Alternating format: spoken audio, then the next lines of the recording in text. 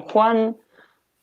Ahí está María Laura Sánchez, que es de Pergamino. Bueno, hay mucha gente, sí. Buenísimo. Río Cuarto, veo acá también.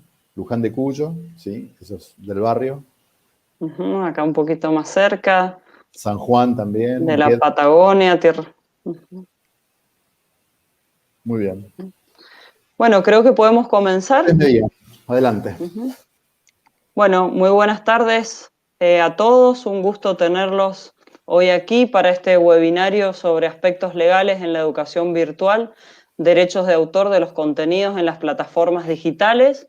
Un tema por demás interesante y especialmente en este contexto en el que nos encontramos de pandemia, que ha exigido cambios en todos los ámbitos y quizás para la educación uno de los grandes cambios y saltos que tienen que ver con poder virtualizar gran parte de la educación. En el caso de la Universidad Nacional de Cuyo se decidió desde un primer momento poder realizar las actividades académicas en formato virtual, así que de todos los docentes se han visto ante el enorme desafío de poder transmitir y compartir a través de estas vías virtuales sus conocimientos y generar estas competencias y habilidades que cada plan así lo requería.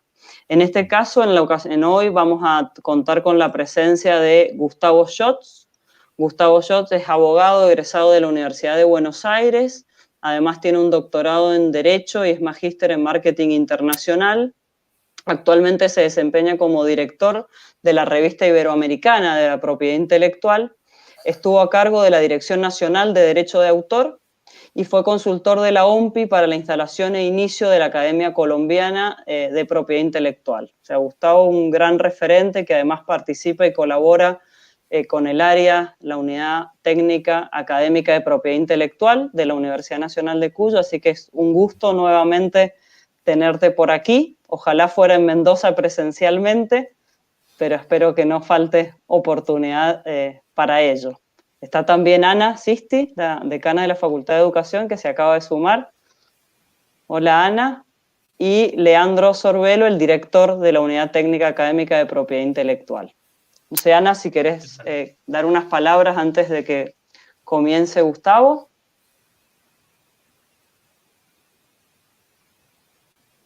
No la escuchamos. Me parece que tiene un problema con el audio, que no te estamos escuchando. A ver ahí. Ahí ¿Ahora? sí. Ahí sí. Muy bien. Ahí está. Bueno, buenas tardes. Para nosotros como institución es fantástico poder trabajar estas temáticas, que de hecho, Gustavo, después te vamos a poder disfrutar en el marco del doctorado en educación. Así que bueno, bienvenido y como dice Jimena, sería fantástico poder tener este tipo de encuentros en la presencialidad, pero bueno, hoy este desafío y este contexto nos pone en esta situación y en esta posibilidad de llevar adelante de esta manera el desarrollo del seminario. Y bueno, agradecida también a la Secretaría de Internacionales de Investigación y Posgrado de Rectorado y a Leandro en particular por sumarnos a la Facultad de Educación en esta iniciativa que para nosotros es fundante. Muchísimas gracias y bueno, que sea un buen seminario. Gracias, Ana, gracias, Jimena, gracias, Leandro, y gracias a la Universidad Nacional de Cuyo. Un gusto volver a estar con ustedes. Los tengo muy presentes a los mendocinos, diría que casi todos los días. Ayer los tuve muy presentes a los del Valle de Uco, muy presentes. Y cuando levanté la copa, cuando levanté la vista para agradecerlos, estuve muy presentes. Así que bueno, están siempre en mi boca y en mi corazón. Imposible no recordarlos. Bueno, voy a compartir la pantalla ya directamente con la presentación para meternos en tema. El asunto de la educación a distancia es un desafío más todavía ahora que no tenemos más remedio que recibir clases y dar clases desde nuestros hogares, ¿no? Cuando hace 3 años, la Dirección Nacional de Derecho de Autor firmó un convenio con el CIN, el Consejo Interuniversitario Nacional, y con el CRUB, uno de los temas que incluía las capacitaciones era la educación virtual, que en ese momento se utilizaba, pero no del modo tan intenso como hoy, que es casi un modo obligado, como pueden participar gente, recién veía que hay algunos que están desde San Juan, Salta, Viedma, Tierra del Fuego. Esto, por un lado, facilita, pero por otro lado también es un desafío porque los docentes quieren lograr el mismo resultado que por lo menos que logran o que intentan lograr de modo presencial. Si ustedes le preguntaran a un docente qué es lo que más les preocupa, es que la calidad no baje, y es que el alcance y la profundidad en los conocimientos, en las habilidades, en las competencias de los alumnos se mantenga tal como lo pueden pretender en la vida presencial, donde con el alumno delante tratan de obtener del alumno lo mejor, de extraer de cada alumno lo más valioso de sí, cómo hacer esto con una pantalla. Y entre otros temas, el profesor se plantea, bueno, ¿con qué materiales? Además de mi voz, de lo que yo pueda preparar, ¿con qué los entusiasmo? ¿Qué van a leer? ¿Qué van a mirar? ¿Con qué van a repasar o preparar el examen? ¿Cómo hago para mantener especialmente la atención de un alumno que es un alumno que se mueve multitask y que tiene 3 o 4 pantallas, tiene delante la pantalla del profesor y tiene delante los materiales, pero al mismo tiempo tiene el WhatsApp, tiene una cantidad de cosas disponibles que lo distraen, y el profesor tiene que captar la atención como si fuera el mejor de los actores, como si fuera el mejor de los programas, y bueno, entonces requiere el uso de videos, de gráficas, de los mejores mapas, de los mejores textos, de lo que fuere. Bien, la educación virtual, vamos a ver ahora el contenido de lo que va a ser la charla de hoy, tiene algunas novedades. Me interesa especialmente el rol de la institución y las autoridades de la carrera, de cada una de las carreras, por supuesto con el docente, con los bibliotecarios y con los alumnos. También hay requerimientos propios de las plataformas, no vamos a entrar en los temas técnicos, pero sí algunas posibilidades que brindan el uso de materiales a través de las plataformas. ¿Qué hacemos con la creación de contenidos tanto del docente como de los terceros y de los alumnos y la utilización de contenidos de terceros? Hay algunos trucos para ver si es posible equiparar el aula virtual al aula física y poder disponer de los mismos materiales. ¿Qué tipos de contenidos son necesarios y cómo esos contenidos, algunos son de uso libre y gratuito, otros tienen limitaciones y excepciones, otros requieren licencias y permisos y pago? Y por último, también los derechos de imagen de profesores y alumnos, porque la clase sincrónica o asincrónica, en algunos casos es una transmisión, en otros casos es una grabación y una puesta a disposición posterior, pero están los derechos de intimidad y otros derechos de las personas, ¿no? Por un lado, la educación virtual inicialmente se planteó como una metodología asincrónica, desfasada en el tiempo, donde el estudiante desde cualquier lugar del mundo y desde cualquier uso horario podía disponer de los contenidos y a través de la iniciativa del tutor contestaba cuestionarios, seguía una serie de ejercicios, tenía que participar de foros, había test de autoevaluación, evaluación final, una serie de pasos que podían terminar con una certificación. Y que lamentablemente, por lo menos en la experiencia que tengo yo, no sé qué tienen los demás colegas que están aquí presentes, tiene una alta tasa de abandono y poco, no sé, a veces el 20%, 30%, un curso a distancia exitoso mantenía el 40% de personas que finalizaran, o sea que en su versión inicial, esa sincronía y estudio individual era un poco desalentador para el estudiante, para el profesor, y había una tasa de deserción muy alta. Luego pudimos pasar a la fijación audiovisual de las clases. Si son muy largas también son tediosas. Requiere del profesor la combinación del PowerPoint con un video, pero siempre asincrónico. Era una grabación, tal vez con alumnos presenciales. Si hubiera parte de alumno presencial y parte de alumno a distancia, eso hace que también el profesor se anime más porque tiene delante a alguien y el tener a alguien ya lo motiva.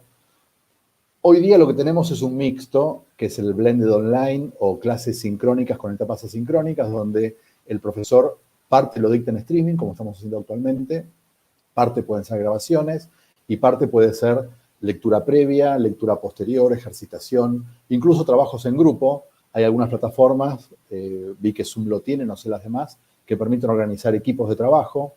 Hay etapas donde el profesor los divide a los alumnos en grupos y 5 o 6 trabajan con unas consignas, por separado otros con otra consigna, o las mismas consignas pero por separado. El profesor ingresa y discute con los alumnos las consignas para mantenerlos motivados y activos. En fin, cada vez hay como mayor cercanía, ¿no? Mayor cercanía y mayor vivacidad de las clases.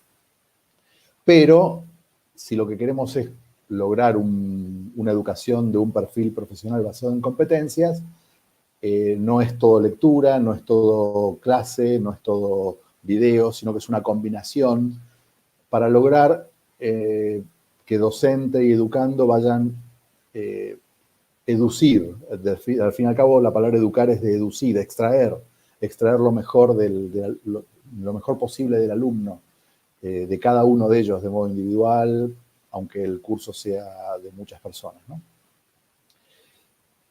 La institución tiene el principal rol, no es un rol secundario, no es un rol de backup, no.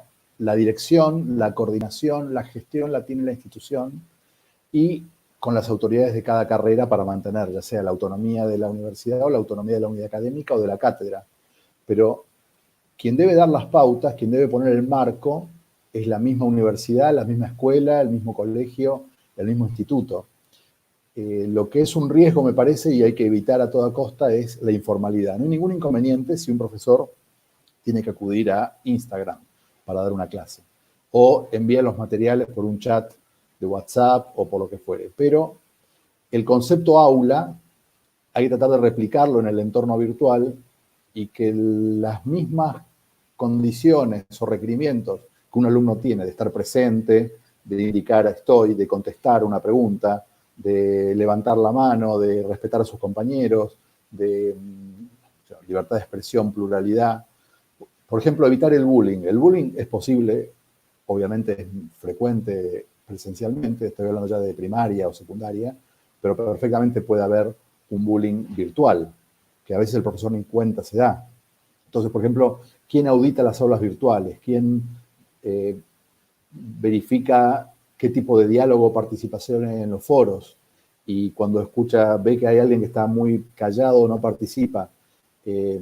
Luego, si se utilizan plantillas o diseños institucionales con el escudo, el logo de la facultad, de la universidad, de la escuela, cómo aparece el nombre del profesor y el nombre de la cátedra, si se sigue efectivamente el orden del programa.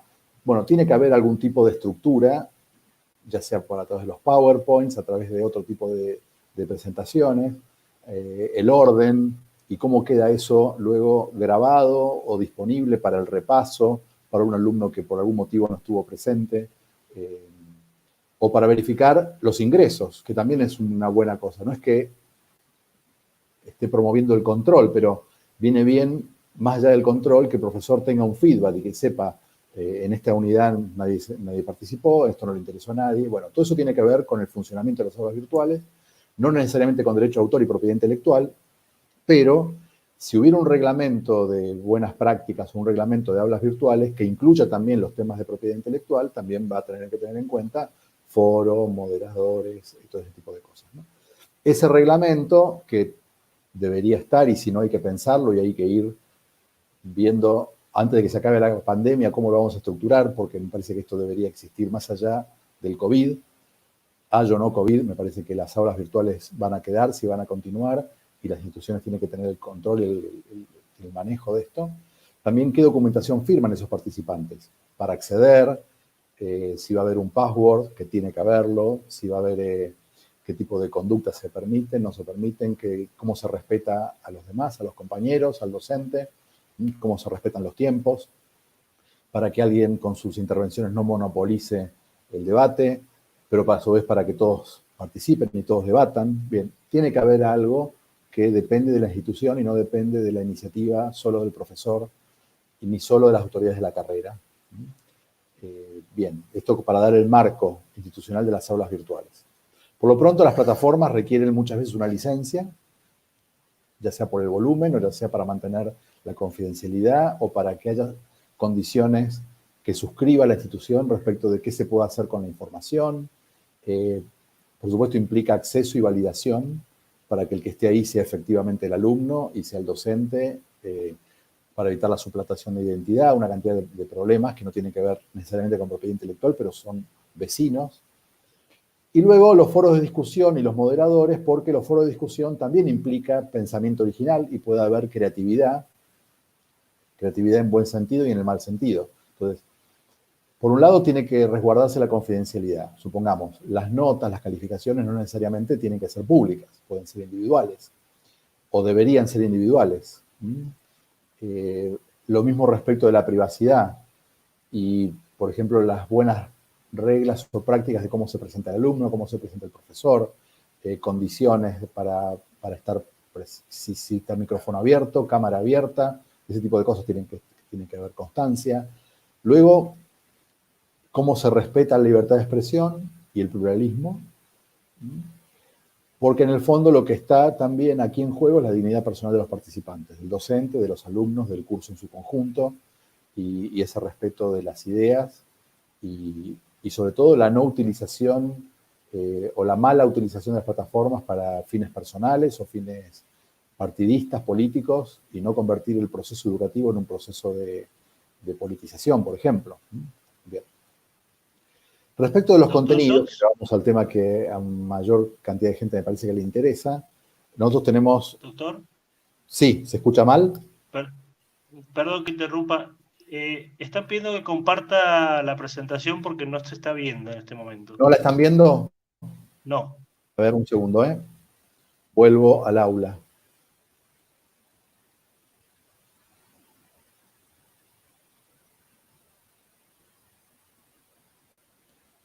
No veo por qué, acá no la tengo delante. Ahora sí, ahí está.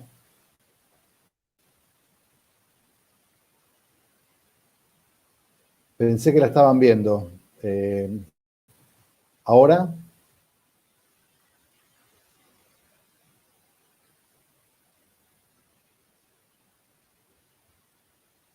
¿Ahora, Leandro?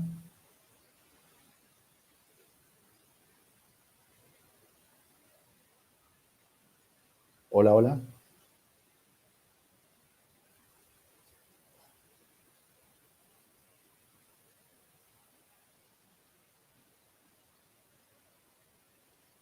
Ah, sí se ve, perfecto. Bueno, ¿y sí se escucha también?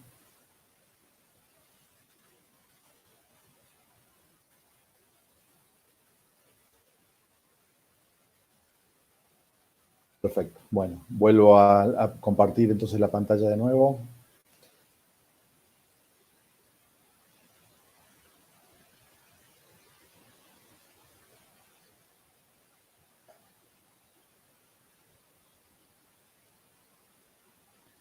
Disculpas, se ve que alguna cosa mal hice y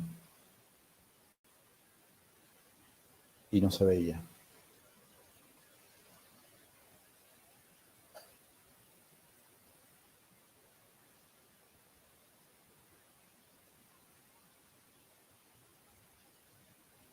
Bueno, entonces, durante lo que sería el curso, para no limitarnos al mero dictado de la clase, el aula virtual en cuanto a ámbito implica un antes, un durante y un después. Un antes es la preparación de la clase y la preparación también del alumno del curso y eventualmente la lectura previa, que es muy recomendable para un mejor aprovechamiento, ¿no? Luego tenemos la clase misma, el dictado, ya sea live streaming o la grabación y la visualización posterior, y después tenemos la preparación del examen, el repaso y todos esos materiales. En el antes hay que prestar atención al material de lectura y habrá que ver qué se puede utilizar, qué no se puede utilizar, vamos a luego ver en detalle. Estarán las presentaciones de PowerPoint elaboradas por el profesor o elaboradas por terceros que podrán ser de la cátedra, pero siempre con autorización si no es elaborada por el docente mismo. Lo mismo con los ejercicios, que pueden ser propios o tomados de textos, pero habrá que ver en qué condiciones se puede. Otro tanto los videos y animaciones, que podrá ser interesante que un alumno o los alumnos vean una película o algo para comentar después. Lo mismo respecto del uso, ya sea en las presentaciones o en la preparación del material de fotografías, de mapas, de gráficos, de ilustraciones, ¿no? Bueno, durante la clase, el profesor va a estar siendo transmitido y grabado, con lo cual están sus derechos de imagen, pero también están los derechos de imagen de los alumnos. Hay que ver si el profesor autorizó la fijación y grabación, que no necesariamente se debe presumir. Luego vamos a ver que el Código Civil tiene algunas especificaciones al respecto. Hay creaciones durante la clase, ya sea ejercitación o intervenciones de los alumnos. Se pueden utilizar videos y animaciones durante la clase, ya vamos a ver cómo. Y también hay cursos muy específicos que requieren el uso permanente de materiales de terceros, como son los casos de asignaturas o carreras de música, de arte, de danza, donde el alumno o el docente tiene que mostrar pintura, escultura, tiene que hacerles escuchar música o tienen que ejecutar música o tienen que ejercitarse con la danza o lo que fuere, ¿no? Y posteriormente, al terminar la clase presencial, tenemos el después, donde la clase grabada se va a reproducir o va a estar disponible para que sea reproducida posteriormente. Hay que ver qué tipo de plataforma para que no esté disponible de modo universal, sino solamente para aquellos interesados, que son los alumnos del curso, por eso hablo del marco institucional. ¿Qué hacemos con las creaciones del estudiante ex post? Informes, reportes, trabajos finales, monografías o lo que resulte que el alumno tenga que elaborar por sí mismo y de lo cual es razonable que sea autor. Si no es autor es porque lo está copiando. Un nivel mínimo de originalidad se le va a pedir al alumno, salvo que la consigna sea encuentren y muestren, pero no creen. Pero lo normal es que un docente quiera que el alumno ponga en ejercicio, entre otras competencias, la creatividad, la redacción propia, lo que fuere, o la elaboración de un audiovisual, o en grupo, lo que sea. Y aparece ahí el problema del plagio, y el plagio en bytes es tan plagio como el plagio en átomos, y por lo tanto el alumno puede eventualmente estar copiándose, otro tipo de fraude. Y hay que ver también por cuánto tiempo va a estar disponibles los materiales. Lo normal será que sea hasta la evaluación, o un tiempo determinado, y no de modo permanente. Luego no tiene sentido que el alumno disponga de ese material, salvo que sea parte de lo que el alumno recibe y que guarda en su biblioteca personal. Pero para eso tiene que haber permisos específicos eventualmente. Y lo mismo para los materiales de estudio, ¿no? Bien, para los materiales tenemos 3 categorías. Una primera categoría es el material libre y gratuito. Y distingo libre de gratuito porque una cosa es que esté disponible sin autorización, no haya que pedir permiso a nadie porque ya se presume el permiso, y otra cosa es que haya o no haya que pagar. En esta categoría tenemos aquellos materiales que no hay que pedir permiso ni hay que pagar porque ya ha sido considerado el pago o porque la autorización ya ha sido dada anticipadamente. Y ahí tenemos en primer lugar el material que es propio de la institución. Y aquí, para aquellas universidades, por ejemplo, que tienen sello editorial, lo normal será que el material editado por la universidad sea de la institución o tenga autorización de los autores o de las cátedras para ser disponible como material pedagógico o material didáctico. Lo mismo pasa con material preparado por el Ministerio de Educación, la Dirección de Escuelas o el organismo que corresponde, la Secretaría de Cultura, por ejemplo, o disponible en la plataforma Educar u otras plataformas que expresamente son elaborados para que estén disponibles para todos los alumnos. Una práctica que tenían algunas direcciones de escuelas o algunos ministerios era que cuando se entregaba una notebook, la notebook venía con material. Ese material, si estaba disponible en la notebook, también la licencia incluía que estuviera disponible en una plataforma de internet. Ese material también puede estar disponible libremente y sin pago en la educación del aula virtual. Podría ser que fuera distinto a como lo estoy diciendo y que el ministerio solo hubiera conseguido permiso para la notebook o la netbook y no para la plataforma o no para el aula virtual. Sería poco inteligente si el ministerio hubiera hecho así, pero vamos a presuponer que el ministerio lo hizo bien. Si hubiera algún titular de derechos, ya sea autor, docente o alguna editorial, que hubiera dado permiso solo para la notebook en este formato y no para otros formatos u otras plataformas, habrá que verificarlo. El otro material que es libre y gratuito es el que el mismo docente elabora para sus alumnos o que la cátedra tiene para todos los cursos, ya sea de los años anteriores, de este año, de los años futuros. Esta es una muy buena práctica que las universidades tienen que alentar, que cada cátedra tenga su propio material. Por supuesto que no hay que reinventar la rueda, y si hay libros que son ya manuales muy probados, nacionales o internacionales, con muy buenas traducciones, no hay que hacer un nuevo manual, y hay materias que son universales. Supongamos economía política, anatomía, no sé, derecho político, derecho constitucional. No hay que escribir todo de nuevo, pero hay que ver si tenemos permisos. Si no, la cátedra lo puede elaborar. Si no, ya puede ir parcialmente y con entregas en una especie de fascículos, ¿no? También hay materiales bajo Creative Commons. Cualquiera de las licencias de Creative Commons consideran como mínimo la capacidad de ser distribuido.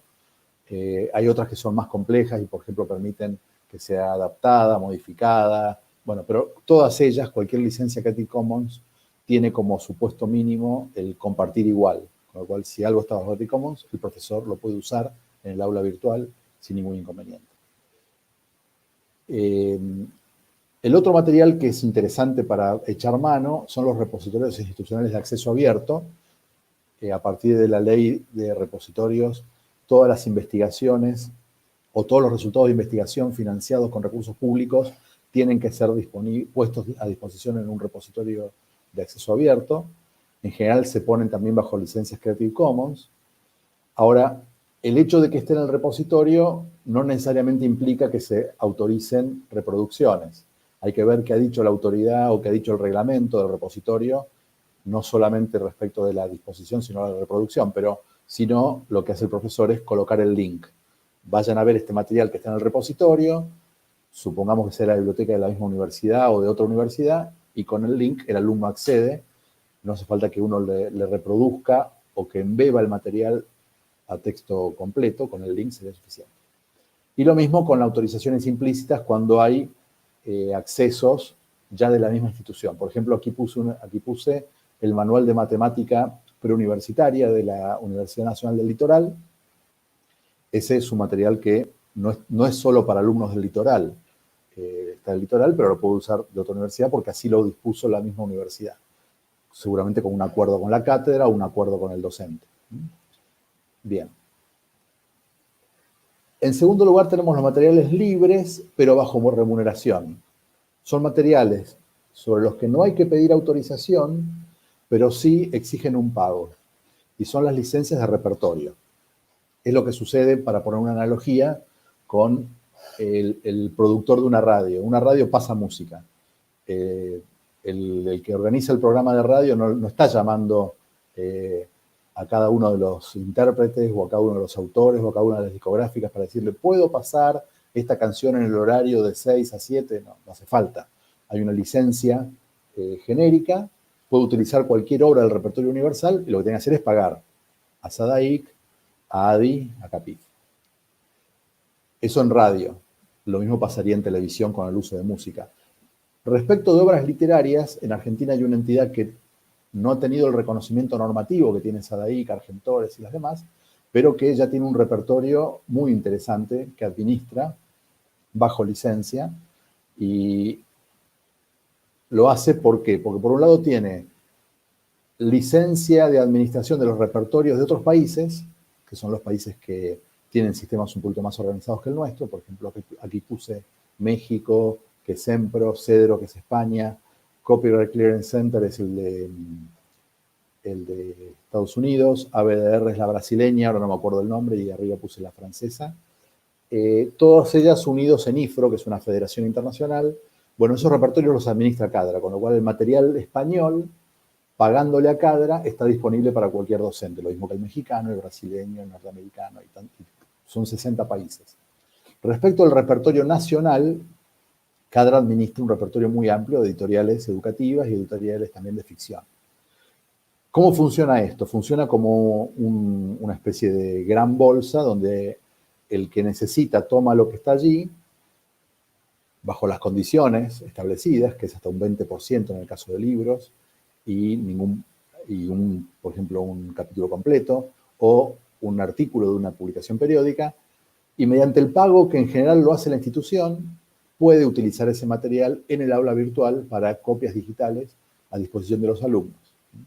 Funciona como funcionaba también como antes los centros de copiado, ahora cada vez menos importantes los centros de copiado, más importantes los centros de digitalización. No se puede digitalizar un libro completo con esta licencia, pero sí se puede utilizar hasta un 20% en la medida que la institución o la facultad o el colegio o el consejo profesional o el colegio profesional, si es una capacitación profesional para un grupo de, no sé, odontólogos, ingenieros, abogados, arquitectos, hecha a través del colegio profesional. Entonces, CADRA otorga esas licencias, generalmente se paga una cápita por alumno, es una cápita anual, es un valor bastante razonable, y ya hay bastantes universidades nacionales que la tienen, y con esa licencia se facilita mucho la educación virtual, y es un modo de tener muchísimo material disponible para que el profesor pueda elegir lo que más le parezca conveniente. En general, el docente piensa más en lo mejor antes que pensar en lo disponible. Bueno, también hay que pensar en lo disponible, no solo en lo mejor. Porque a veces no está disponible, no es porque no esté disponible técnicamente, sino porque no está jurídicamente disponible, porque no es un material sobre el que se haya dado permiso. Con las licencias de CADRA y las demás licencias de IFRO, hay un repertorio muy amplio y se puede facilitar mucho la educación a distancia. Por último, tenemos los materiales bajo autorización y pago, y es el capítulo más restringido. Son aquellos materiales donde los permisos que se han dado son muy limitados o no se han dado permisos. Supongamos, un docente tiene un libro en su biblioteca.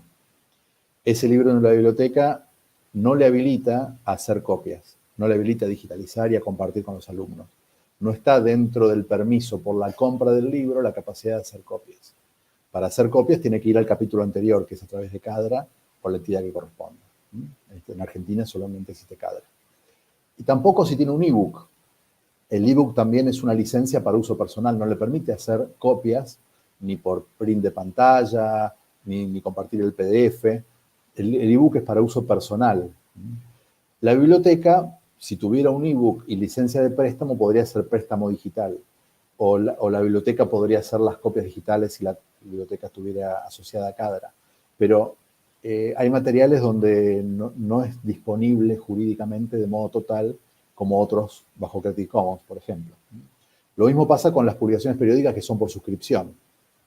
Los términos del acuerdo es para que, por ejemplo, a través del HTTP de la biblioteca se pueda acceder a ese contenido en línea, pero no para hacer copias digitales de aquellos que están suscritos. Para poder hacer copias digitales de una suscripción que es para un único usuario, para usuarios dentro de la biblioteca, debería acoplarse esto a la licencia de CADRA. Entonces, si la biblioteca tiene la suscripción a la publicación periódica y a su vez la universidad tiene licencia de CADRA, la biblioteca le consigue el artículo con la licencia de CADRA en las reproducciones y ahí todos los alumnos podrían disponer. Hay que combinar las dos cosas, porque la mera suscripción no habilita copias múltiples. Hay otras que son pago por elemento, lo mismo. Supongamos que esto pasa más en investigación que en docencia, ¿no? Pero uno encuentra para la tesis o para lo que fuere un artículo relevante y por ahí rompe el chanchito y se anima a pagar, no sé, 15 euros, 20 euros o 30 dólares para un uso de ese artículo. Ahora, esos 30 euros no le habilita a hacer copias, hasta que lo use uno. ¿Y esto por qué se permite? Y porque por ahí uno no puede pagar la suscripción completa anual y paga solamente el único artículo que le interesa de esa revista. Bueno, así es como funciona esta industria. Hay que combinar los recursos de la biblioteca con las licencias y de ese modo los materiales bajo autorización y pago podrían ser disponibles. Si no, un recurso que tiene el profesor es decirle al alumno o disponer en la lista de materiales, mediante un link, hay que leer este artículo que está aquí. Y el profesor le dice, anda a buscarlo a donde está. El profesor no está compartiendo, el profesor le está diciendo, esto está disponible en tal lugar. Es el alumno el que accede, siempre que sean links a sitios de acceso lícito. No recomiendo, y diría que es un caso de complicidad, si el profesor le dice, anda a buscarlo a Taringa, porque uno sabe que lo que está en Taringa, casi todo lo que está en Taringa, excepcionalmente, casi todo lo que está en Taringa es ilícito. Excepcionalmente hay algo lícito en sitios de ese tipo. Entonces el profesor tiene que, en todo caso, mediante el link, remitir a un sitio legal y no a un sitio ilegal.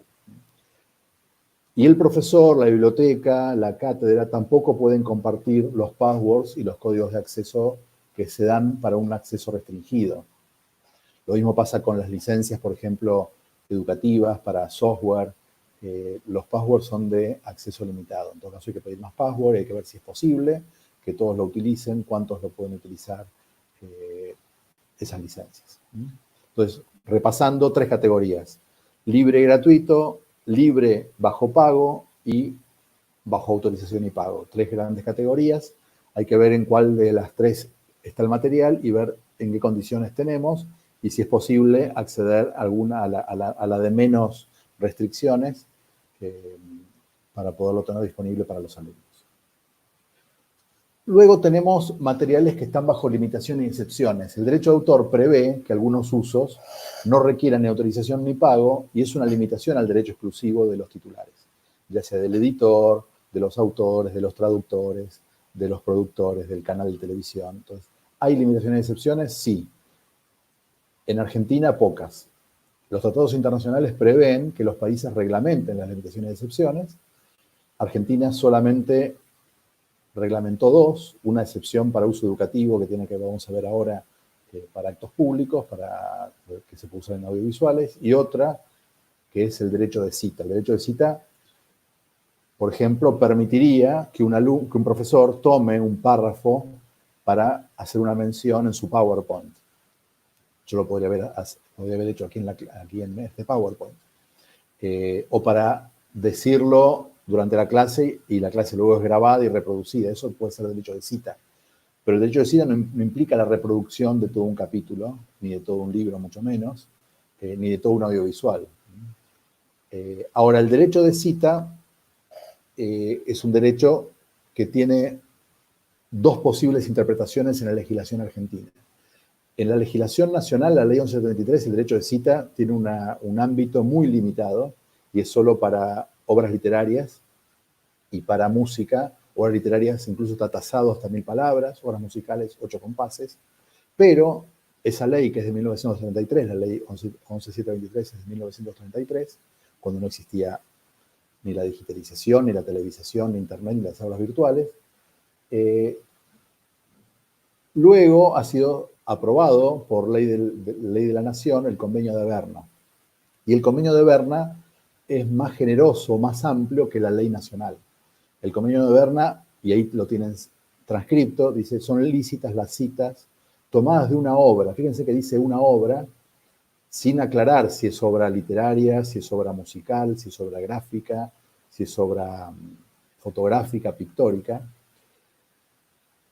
Pareciera que podría interpretarse con más amplitud que lo que dice la ley nacional, siempre que se haya hecho lícitamente accesible al público, o sea, que es una obra publicada, no una obra que todavía está inédita, y siempre que se haga con un uso honrado y en la medida justificada para ese fin que se persiga. O sea, que yo tengo que tomar, para el derecho de cita, una pequeña parte a los fines de introducir en mi propia obra, como puede ser un PowerPoint, como puede ser un discurso, un artículo, lo que fuere, un capítulo,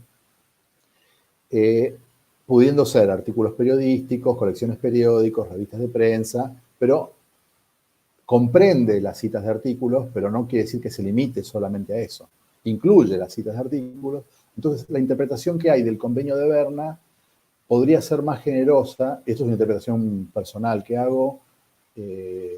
Hay algunos autores de la especialidad que entienden que esto es mucho más restringido que lo que yo estoy diciendo ahora. Pero bueno, hay que ver respecto de qué obras, con qué finalidad, que tiene esa ilustración enseñanza. Yo no puedo tomar bajo el derecho de cita y reproducir toda una obra o una parte muy extensa de una obra, solo lo que necesito para la ilustración y la enseñanza. No puede ser la parte principal de mi obra, la obra ajena. Y siempre tengo que mencionar la fuente. Siempre tengo que indicar de dónde proviene ese texto que estoy citando. Quién ha sido el autor, el editor, el año, el lugar de publicación. Bien. Hay otra excepción que es la finalidad informativa también prevista en la ley 11.723 para las noticias del día, pero también para los programas de radio y televisión prevista en la ley de medios, donde hasta 3 minutos se pueden utilizar, por ejemplo, para ilustrar una clase respecto de un tema de actualidad o respecto de un tema de historia. Pero tiene que ser una señal de televisión y radio y no una obra incluida en televisión y radio. Una cosa es un programa de televisión, por ejemplo, variedades, noticias, deporte, y otra cosa es la obra audiovisual transmitida por televisión, por ejemplo, una obra cinematográfica. Para eso no se aplica esta excepción. Se aplica para programas de radio que no sean obras y que sea solamente la señal de televisión que transmite un programa que no sea obra. Obra es obra audiovisual. Obra audiovisual es una obra cinematográfica, una serie. No es obra audiovisual un programa de noticias. ¿Sí? Bien. No hice mención a la licencia obligatoria remunerada, que Argentina no la tiene por ley, por eso CADRA funciona bajo convenios, bajo acuerdos, ni tampoco la remuneración por copia privada, que es otra excepción que hay en otros países. Ayer participaba justamente de una charla de esto en México y hay cerca de 90 países que tienen la copia privada, pero debe ser remunerada. Argentina no la reglamentó, con lo cual no está habilitada la copia privada, ni gratuita ni remunerada. Y el punto que me parece que puede ser más novedoso para ustedes es si podemos hacer equiparar el aula virtual al aula física y utilizar audiovisuales en el aula virtual mediante la función de compartir pantalla. ¿Cómo funcionaría esto? Si un profesor quiere que los alumnos vean algún tipo de video o alguna obra cinematográfica útil para la finalidad educativa, como parte del plan de estudios, lo que puede hacer es transmitir de modo sincrónico la misma visualización que él está teniendo en el aula virtual. Por ejemplo, si el profesor está suscrito a Cinear, que es la plataforma del Inca sobre obras audiovisuales cinematográficas nacionales, también hay series, o Netflix, u otras, ya sea gratuitas o pagas, pero lícitas, en cualquiera de los casos, ya sea porque tiene el password que ha pagado o por lo que fuere, y el profesor mira en la pantalla y comparte pantalla con los alumnos y lo está haciendo dentro del aula virtual, no lo hace de un modo abierto para miles de personas, sino para su grupo. Su grupo son 30, 40, 50, no son más que los mismos alumnos del aula. Eso caería dentro de una interpretación amplia del artículo 36 de la ley 11.723. Lo mismo, por ejemplo, para las grabaciones de los programas que haya en el canal oficial de YouTube. Los canales de televisión, América, Telefe, Canal 13, Televisión Pública, tienen sus canales dentro de YouTube para volver a mirar programas. Bueno, eso es una disposición lícita que hizo el canal de sus contenidos. Bueno, esos contenidos pueden ser parte del aula virtual. La BBC lo hace y tantos otros, ¿no? Por ejemplo, aquí puse el channel de Telefe, el canal oficial de Telefe. El artículo 36 lo que dice es que es lista y exenta de pago. Cuando dice esto es que no requiere autorización y no requiere pago. Tampoco de los intérpretes, la representación, ejecución y recitación de obras literarias o artísticas no publicadas. La obra audiovisual entra dentro de la categoría de obra artística. La ejecución implica, a partir de los tratados de la OMPI, también la comunicación pública y la puesta a disposición. Con lo cual esta excepción puede entenderse como legítima siempre que esté vinculada a los programas de estudio, fíjense ustedes, organizados por los establecimientos de enseñanza, vinculada en el cumplimiento de sus fines educativos, planes y programas de estudio. Yo me animaría a decir, en esta interpretación que estoy haciendo, generosa, que si se hace dentro del Moodle o dentro del aula cerrada, donde acceden solamente los alumnos, con la presencia del profesor en una clase en live streaming, pueden ver un audiovisual, una película, una serie, un documental de National Geographic, de cualquiera de estos canales que tienen una finalidad también cultural, porque es el cumplimiento del fin educativo, es parte del plan y programa de estudios. Y yo entiendo que no está siendo difundido fuera del lugar donde se realice, porque el aula virtual es equiparable al aula física. Si lo hace por Instagram, diría que no. Estoy casi seguro que no. Si lo hace en el aula virtual, que es la plataforma propia del educador y el educando, organizada por la institución, digo, entiendo, interpreto yo que es posible. Respecto de las grabaciones de música y los fonogramas, el artículo 35 del decreto reglamentario de la ley 1123 expresamente autoriza a utilizar esas grabaciones de modo ocasional, sin abonar compensación, para aquellas utilizaciones ocasionales de carácter didáctico, conmemoraciones patrióticas, en establecimientos educacionales oficiales autorizados por el Estado. De nuevo, el aula virtual yo entiendo que es un establecimiento educacional, más aún cuando es la modalidad de enseñanza a la cual estamos obligados en razón de la salud pública. No tenemos otro modo de participar del establecimiento educacional, sino es a través del aula, llámese Zoom, llámese lo que sea. Bien, y por último, derechos de imagen. El Código Civil y Comercial nuevo del año 2013 tiene una norma específica respecto de los derechos de imagen que respeta la intimidad personal y familiar, la honra, la reputación, la imagen o la identidad. Uno podría presumir que si el profesor se presta a dictar la clase y los alumnos están obligados a verla, y el alumno ve a los alumnos y los alumnos lo ven y la clase es grabada y está disponible en una plataforma, hay un consentimiento tácito o implícito. A mí no me deja tranquilo el consentimiento tácito o implícito y preferiría un consentimiento expreso. Y aquí mi recomendación es que las instituciones tengan un formato, una plantilla, donde el alumno preste su consentimiento cuando se le da el acceso y la clave, que sepa que va a estar siendo mirado, grabado y que los demás lo van a ver, y que el profesor, cuando es convocado a dar clase, lo haga firmando condiciones sobre cómo tiene que dictar esa clase, cómo tiene que presentarse, cómo tiene que cumplir el horario, qué tipo de materiales puede subir y cómo él mismo va a ser filmado, grabado y compartido con los alumnos. Entonces, yo, aun cuando la excepción diga que no hace falta si es un acto público y pareciera que la clase es un acto público, o habla de interés científico, cultural o educacional, pareciera que acá también se da, y se tomen las precauciones suficientes. Para mí las precauciones suficientes es que el profesor y los alumnos consientan a través de la autorización, que el acceso sea restringido y no abierto de modo universal, y que ese acceso esté limitado en el tiempo, que no pueda ser utilizado por terceros de modo posterior o por fuera del aula virtual en la cual el profesor y el alumno dieron ese consentimiento. Bien, hasta aquí lo que me tocaba exponer. Me queda un tema más que me acabo de acordar y que tiene que ver, vuelvo hacia atrás, con el material de autoría del docente o de la cátedra. En derecho de autor no hay una presunción de que el material o los contenidos o las obras realizadas en la relación de empleo queden automáticamente cedidas al empleador. Quiere decir que si un docente elabora algo para el aula, para dictar una clase, no puede la institución educativa, el Ministerio de Educación, considerar o presumir que se le ha cedido el material.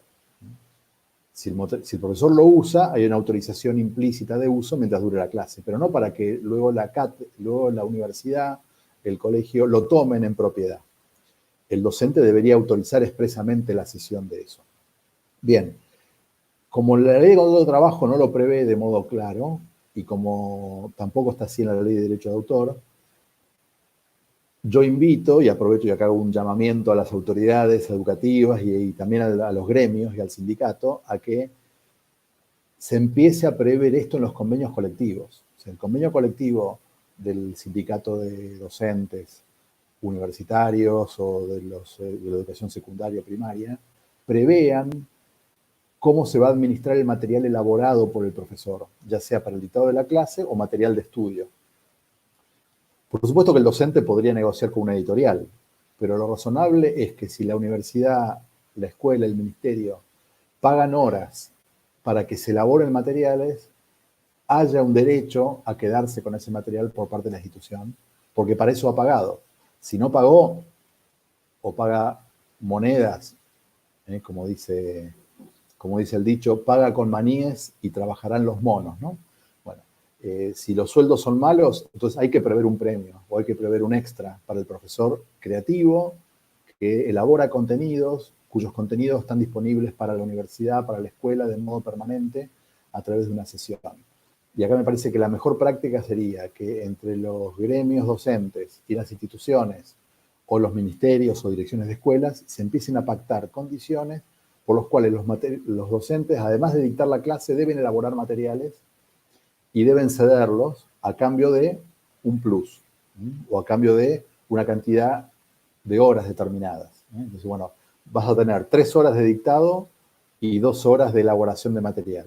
Pero ese material elaborado va a ser cedido y va a ser registrado a nombre de la institución, siempre considerando autor al docente, porque la autoría, la condición de paternidad, el derecho de paternidad, el derecho moral de paternidad, nunca lo va a perder el docente, ¿no?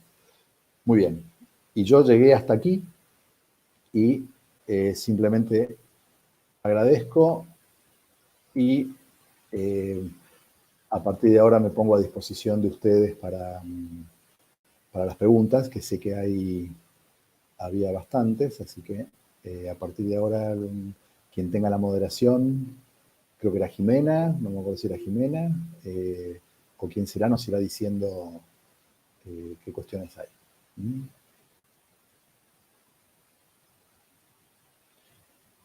Bueno, ahí yo veo algunas, pero prefiero que Jimena me diga en voz alta cuál de ellas quiere que conteste, si no contesto con ¿Me el orden que estoy viendo escuchás, ahí. Gustavo? ¿Me escuchás? Te escucho, Jimena. ¿Te escucho? Bueno, te agradezco muchísimo la exposición, que ha sido súper, súper interesante, y como toda buena exposición nos deja muchísimas preguntas, interrogantes. La primera que tenemos acá tiene que ver, que creo que la estás leyendo ahí, con el uso de los gráficos, aquellas Bien. imágenes de libros que muchos profesores usamos en las clases en distintos formatos. Bien. Interpretación de Gustavo Schatz, un gráfico, un mapa, una imagen de una obra de arte que está en un museo, en la medida que sea utilizada para dar la clase, para dictar la clase, o para elaborar un material de clase, puede considerarse dentro del derecho de cita, mencionando la fuente, siempre mencionando la fuente, y la fuente es autores, eventualmente traductores, eventualmente fotógrafo, eventualmente ilustrador, eventualmente autor de la obra pictórica o escultórica, editor, y si es un museo, aunque no es titular, yo pondría el lugar donde se encuentra, el museo donde se encuentra, donde está disponible, y entonces la incorporaría sin problemas para el dictado de la clase. Ahora, si el libro va a ser editado y publicado, ya es otra cosa, porque ahí estamos haciendo un uso que puede ser un uso remunerado, y si la cita toma un volumen dentro de la obra muy relevante, la misma ley de derecho de autor establece un mecanismo para compensar por ese uso extra o abusivo del derecho de cita. Pero si es para el solo dictado de la clase, en un PowerPoint que está disponible por tiempo limitado y en un ámbito restringido, porque se accede con contraseña y solamente los alumnos, yo no haría inconvenientes con esto, y entiendo que está dentro del derecho de cita. Hay una segunda pregunta muy relacionada, voy a alterar un poquito el orden, pero creo que podés responderla muy a continuación de esta primera, que tiene que ver con el uso de imágenes de Google u otros sitios para graficar, para ilustrar el contenido que se está dictando. La pregunta es si se tiene que citar en esta misma lógica de lo que venías comentando recién. Bueno, en el caso de imágenes que hay en Google Image, que hay fotografías, gráficos, lo que fuere, hay una función que permite ver qué condiciones hay de derecho de autor respecto de esa imagen. Yo entiendo que si se usan de nuevo para incorporarlos a un PowerPoint y dictar la clase, y que solamente el PowerPoint está durante la clase y el PowerPoint no va a estar subido a una página web, ni disponible universalmente, estamos dentro del derecho de cita. Si después va a ser incorporado a una página web y va a estar allí accesible por todo el mundo, ya hay un derecho de reproducción y un derecho de comunicación pública, un derecho de puesta a disposición que excede el derecho de cita, y por lo tanto hay que ver si están dadas las condiciones de esa imagen, cómo el autor la puso a disposición. Yo diría que nos limitemos al aula y al PowerPoint. Cuando ya pasamos a la página web, a la publicación, al sitio, de modo permanente y universal, las condiciones cambian. Cuando estamos solamente en el PowerPoint y el aula virtual de acceso restringido, estamos dentro del derecho de cita. Perfecto.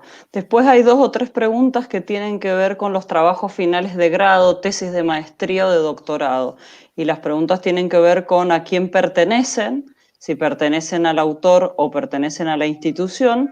Y una segunda pregunta relacionada que cómo se registran esos derechos de tesis, monografías o trabajos de investigación.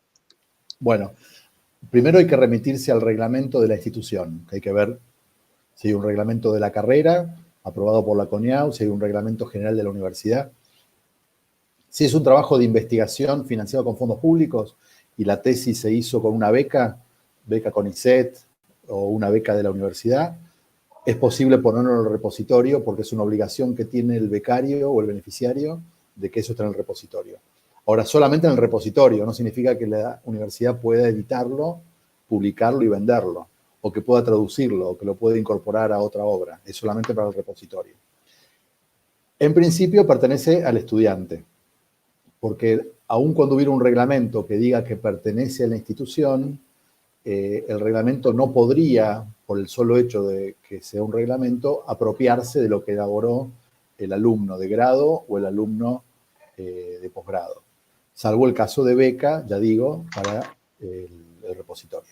Por lo tanto, el titular de eso va a ser siempre el alumno, aunque pueda haber por reglamento una autorización concedida al momento de ingresar a la carrera, supongamos una maestría, y el que ingresa a la maestría conoce el reglamento, y el reglamento dice que las tesis van a estar disponibles en biblioteca para conocimiento de los demás estudiantes, o que las tesis van a estar disponibles en un sitio, bueno, eso se rige por el reglamento, pero la ley de derecho de autor no le priva de su propiedad al alumno, al tesista, y mucho menos si es solamente el resultado del proceso de enseñanza-aprendizaje. Distinto es si es el resultado de una investigación financiada. Hay que distinguir las dos situaciones. Ahí sí me permito, para quienes estén escuchando de un Cuyo, tanto para lo derivado de los proyectos de investigación como para los posgrados de nuestra institución, cada uno de ellos, ya sea proyectos o cursos de posgrado, tienen sus reglamentos donde se establece esto que muy bien menciona Gustavo, que es dónde deben permanecer cuando terminan, cómo se debe indicar la financiación y ese tipo de información.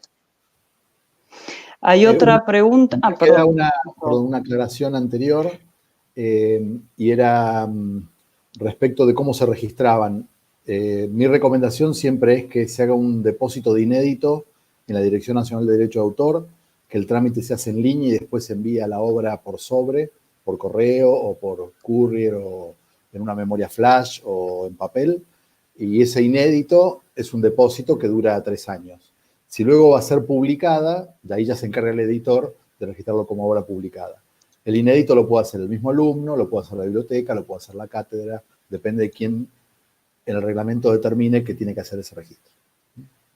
Bien. Perfecto. Hay otra pregunta que tiene que ver, 2 preguntas que tienen que ver con trabajos realizados con alumnos. Por ejemplo, uno de los participantes dice que con sus alumnos están realizando un glosario bilingüe. Y la consulta tiene que ver con si puede utilizarlo el año próximo o necesita la autorización expresa de los alumnos, si los alumnos han participado en esa elaboración.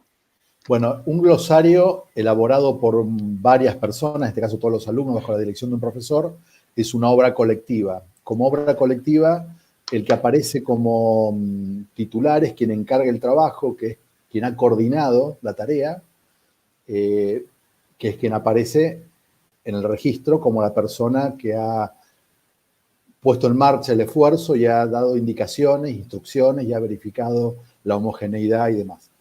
Hay que mencionarlos porque son los derechos morales de cada uno de los que han participado, pero la disposición de esa obra colectiva es dependiente solamente del coordinador y eventualmente de la cátedra o eventualmente de la institución a que el coordinador pertenece. No hay que pedirle permiso individualmente a cada uno, pero no hay que dejar de mencionarlos para no vulnerar los derechos morales de los alumnos que lo han hecho. Perfecto, muy claro. Otra consulta tiene que ver con lo que puede suceder si un alumno graba una clase virtual sin la autorización del profesor. La consulta es si se estaría infringiendo algún derecho. Concretamente preguntan del derecho de autor. El hecho de grabarla, a ver, hay que distinguir. ¿Qué dice el reglamento o autorización? El reglamento dice que no se puede grabar, ahí ya comete una infracción interna administrativa por haber infringido el reglamento. Distinto es que con o sin autorización grabe y divulgue y esté vulnerando de ese modo los derechos de imagen. Porque si el profesor dio autorización para grabar la clase a la institución, no se la dio al alumno. Y si el que puede divulgar a la institución, no lo puede divulgar el alumno.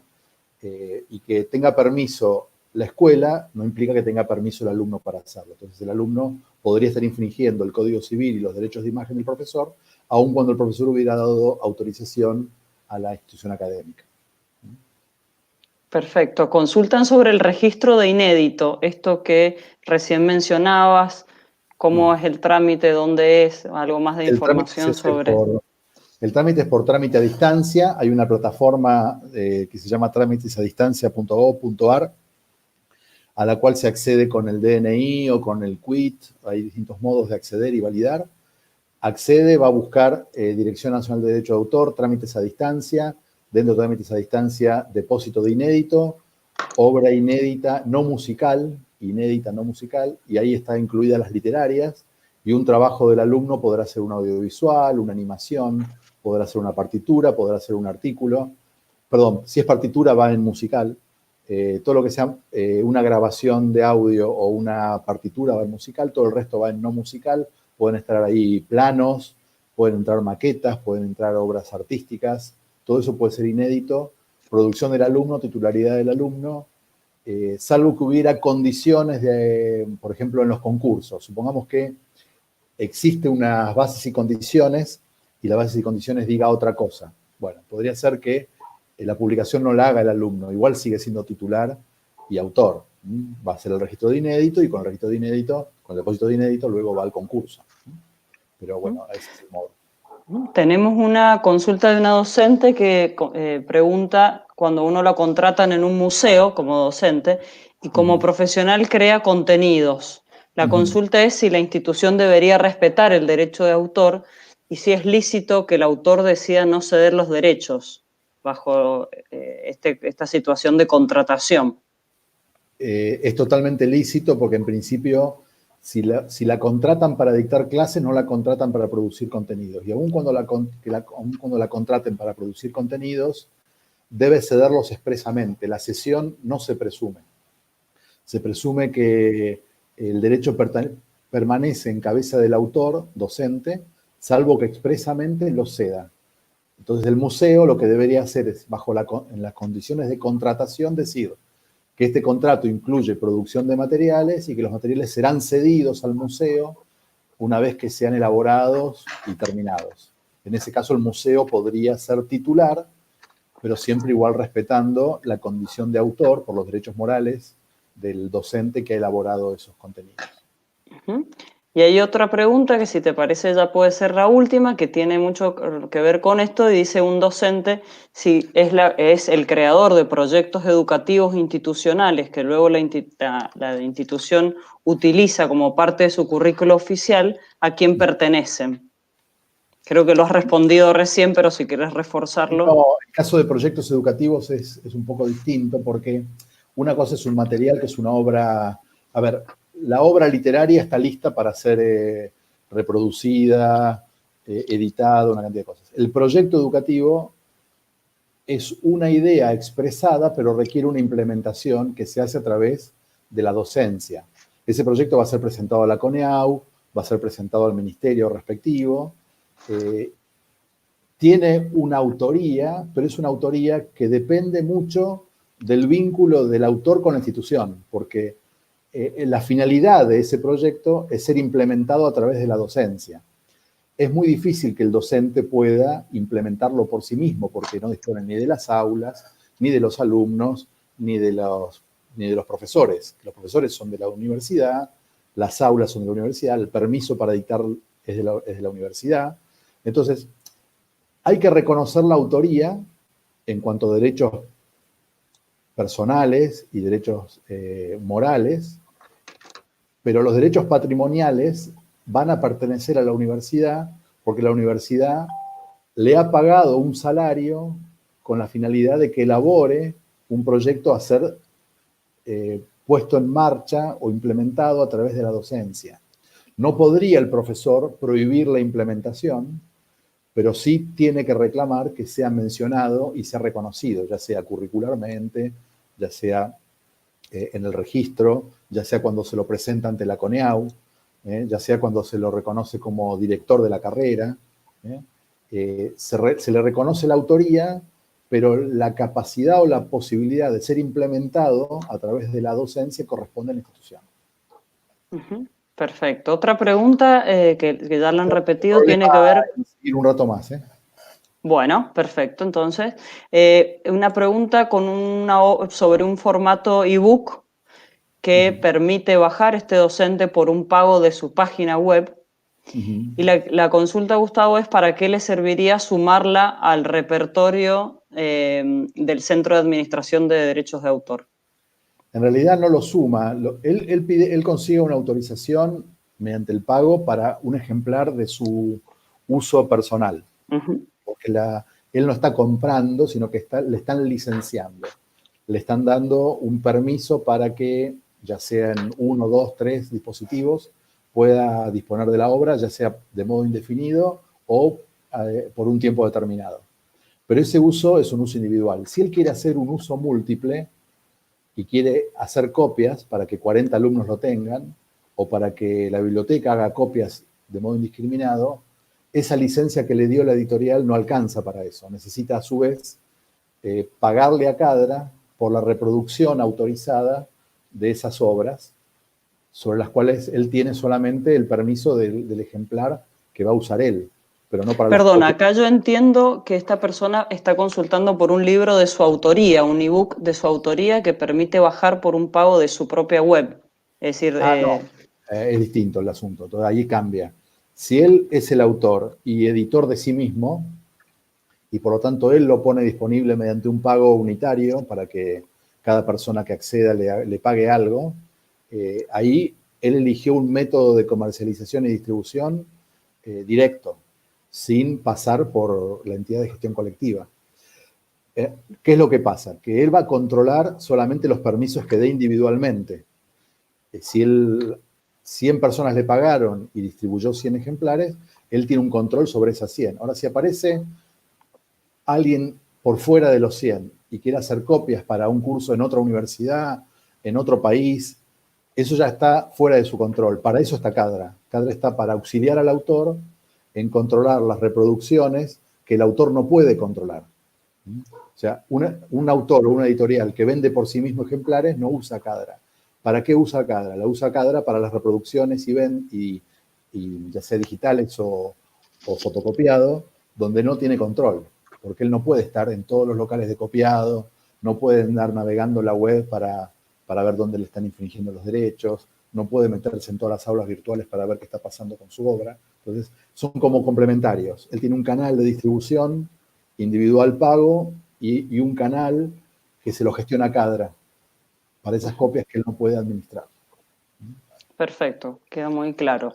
Ahora un recurso que usamos mucho los docentes que tiene que ver con videos o sonidos, pregunta acá un profesor, por ejemplo de YouTube o de otras plataformas, y que se utilizan para dar una clase o para armar un video, música, sonidos que se utilizan para armar un video.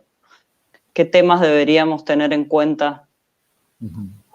Bueno, si va a utilizar música de terceros, música grabada para el video, y ya no es el dictado de la clase, porque una cosa es en vivo en la clase, a lo cual ya me referí. Si vos estás dictando la clase y querés poner música en la clase para que los alumnos reconozcan a un compositor o para que vean un estilo, eso no hay problema porque es durante la clase.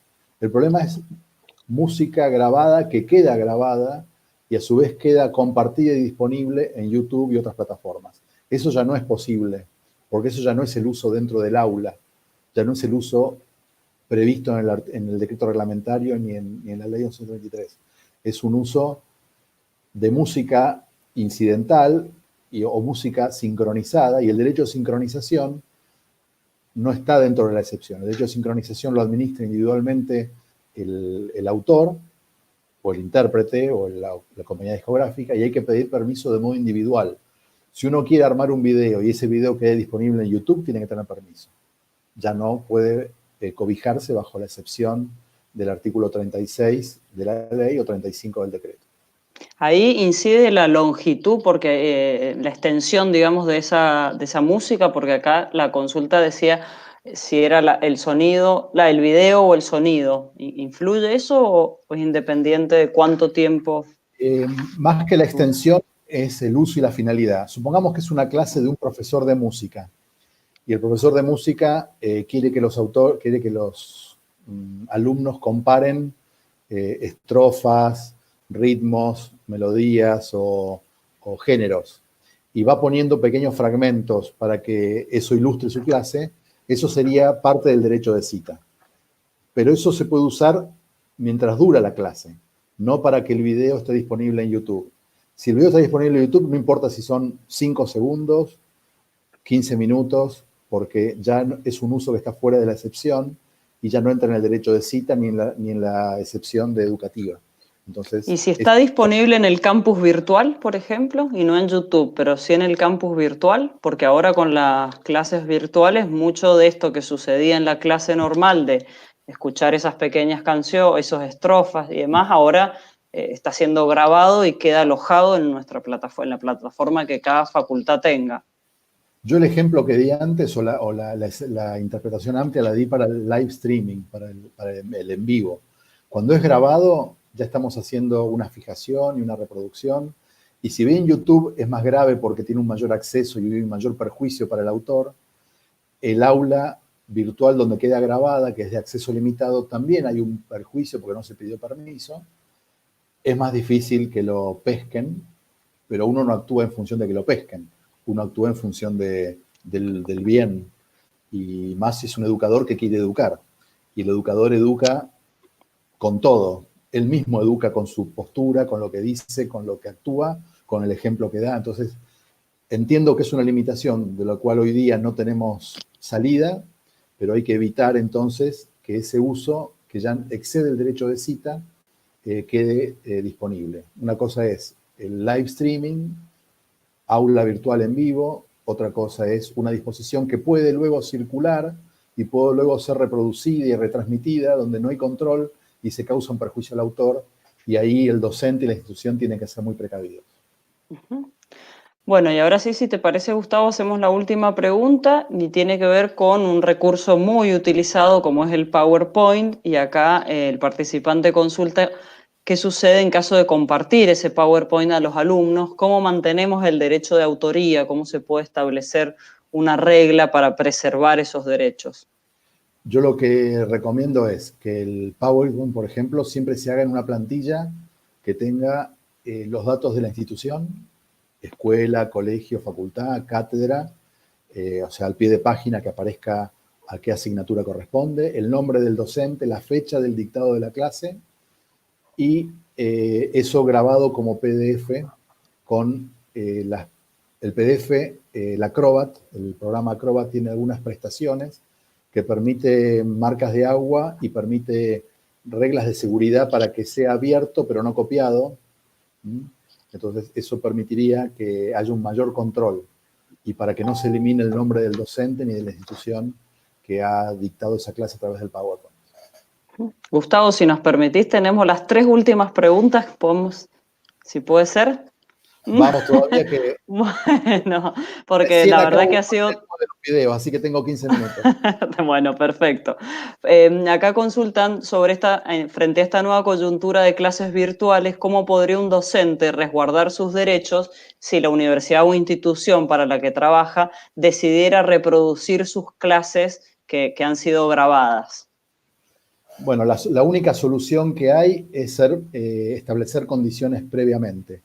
En el reglamento que yo hablaba o en las condiciones de fijación o grabación de la clase, el profesor debe acceder a que primero sea transmitido en vivo, luego que sea grabado, fijado, luego que esté disponible en un sitio o no, y luego por cuánto tiempo. Y si no, se presume que es solamente durante el dictado y no una fijación posterior, y no un sitio posterior, y no un tiempo ilimitado. O sea, en principio, ante la duda, hay que resguardar los derechos de imagen del profesor y los derechos de autor del profesor. Entonces, si la institución no ha sido precavida de pedir todos esos permisos expresamente al docente, el docente los conserva. Entonces, el docente diga, muy bien para la clase, pero no autorizo que esté disponible en el aula virtual, no autorizo que esté disponible en YouTube, no autorizo que esté disponible por los siglos de los siglos, y mucho menos autorizo a que los utilice un colega sin mi permiso, porque una cosa es un PowerPoint que va acompañado de la voz, los gestos y toda la explicación que le da el que lo hizo, y que el PowerPoint es una guía que no es todo explícito, hay una cantidad de elementos adicionales que le da el docente, que tal vez las meras palabras, sin ese acompañamiento que le hizo el que lo creó, hagan que sea mal interpretado o que sea insuficiente. Entonces, yo, por ejemplo, no tengo problema en compartir el PowerPoint, pero no me gusta que un docente dé clases con mi PowerPoint. ¿Por qué? Porque hay una cantidad de elementos que le agrego a las palabras, que son la explicación, la entonación, hasta los chistes, si querés, que van atrás de cada imagen o de cada frase, que no es lo mismo compartirlo así para que un alumno repase la clase a que otro de la clase con mi PowerPoint. Entonces, esas condiciones la institución tiene que preverlas anticipadamente en esas condiciones previas que el docente firma al autorizar el dictado de la clase.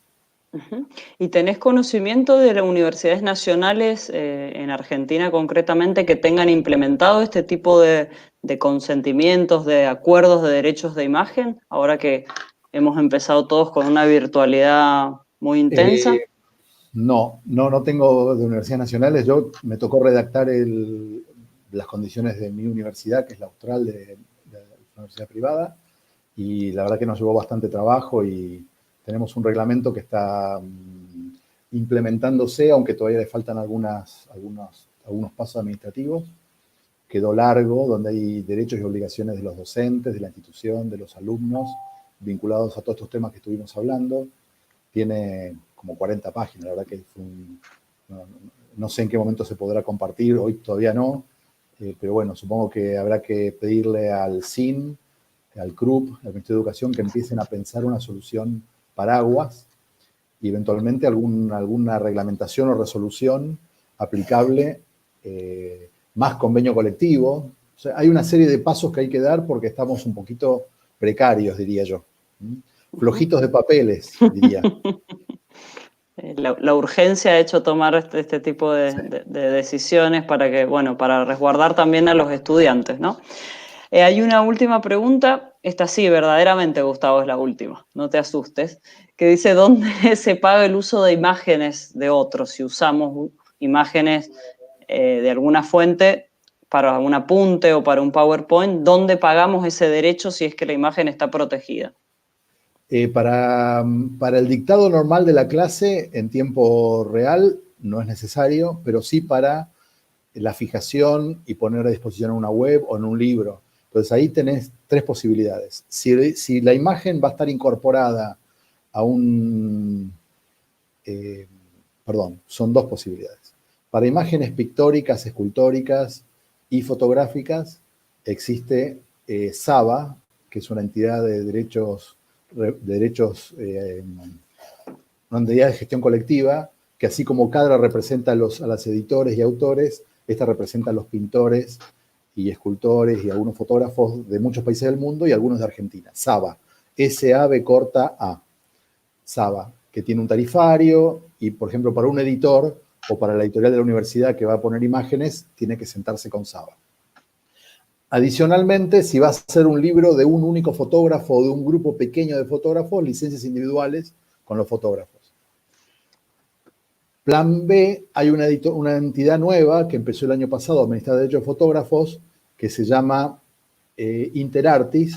Interartis administra a varios fotógrafos, a muchos fotógrafos, entre otros los de ABGRA, que son los fotógrafos de medios periodísticos.